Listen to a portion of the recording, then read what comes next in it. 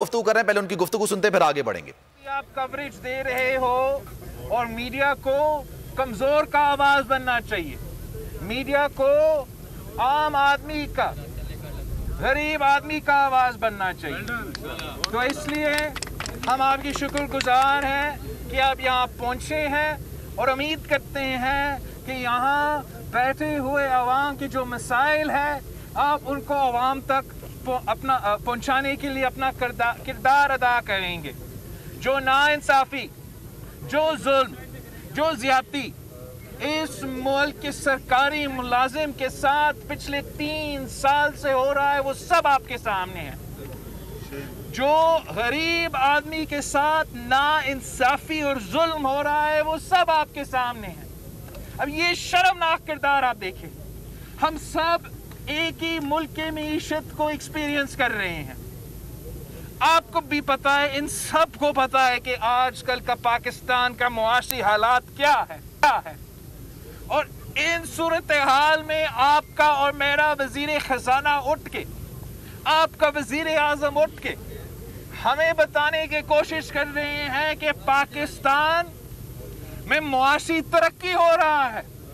پاکستان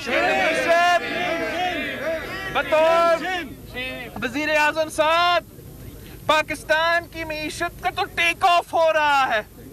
تو سب سے پہلے سوال یہ ہے کہ اگر آپ کا معیشت ترقی کر رہا ہے، اگر پاکستان کی معیشت ٹیک آف کر رہا ہے تو آپ کیوں پھر ان سرکاری ملازمین کو تنخواہ نہیں دے رہے ہو؟ آپ کیوں ان کے تنخواہ میں اضافہ نہیں کر رہے ہو؟ وہ اس لیے کہ آپ جھوٹے ہو، وہ اس لیے کہ آپ ہمیشہ غریب عوام کے ساتھ ناانصافی کرتے ہو۔ آپ نے پہلے بجٹ میں صرف اور صرف 10% اضافہ کیا، مہنگائی میں اس سے زیادہ اضافہ تھا۔ جب مہنگائی اتنا زیادہ ہوتا ہے تو آپ کا معمولی 10% کا اضافہ کا کیا فائدہ؟ اگلے سال اپنے 0 کوئی اضافہ نہیں، اور اس سال پھر سے صرف 10%۔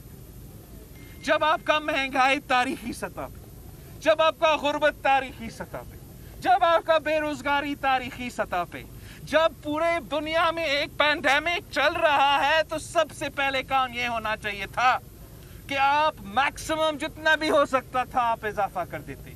اب نہ صرف سرکاری ملازمین کے تنخواہ میں 30% اضافہ کر دیتے، کم از کم کہ 3 سال ہو چکے ہیں تو ہم 30% کر دیتے۔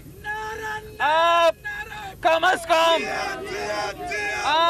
کم جو تنخواہ ہے، آپ کم از کم منیمم ویج میں اضافہ اتنا کر دیتے کہ 25,000 روپیز کو آپ سیٹ کر دیتے منیمم ویج۔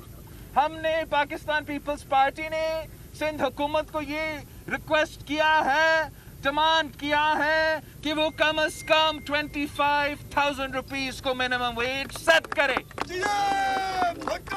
وہ ہم نے ہر سال پیسہ کا کمی ہو، آپ کو پتہ ہے ہمارا شکایات رہتے ہیں کہ سارے صوبوں، نہ صرف سندھ، سارے صوبوں کے ساتھ وفاق ناانصافی کرتا ہے، کم پیسہ دیتا ہے۔ لیکن کم پیسہ بھی ہو پھر بھی ہم تنخواہ میں اضافہ کرتے ہیں اور ہم پینشنز میں اضافہ کرتے ہیں، چاہے وہ ہمارا صوبائی حکومت ہو یا ہمارا وفاقی حکومت۔ آپ کو یاد ہوگا کہ پاکستان پیپلز پارٹی کی جب وفاقی حکومت تھی تو ہم نے 120% اضافہ کیا تھا، 120% اضافہ کیا تھا تنخواہ میں، ہم نے 100% اضافہ کیا تھا پینشنز میں۔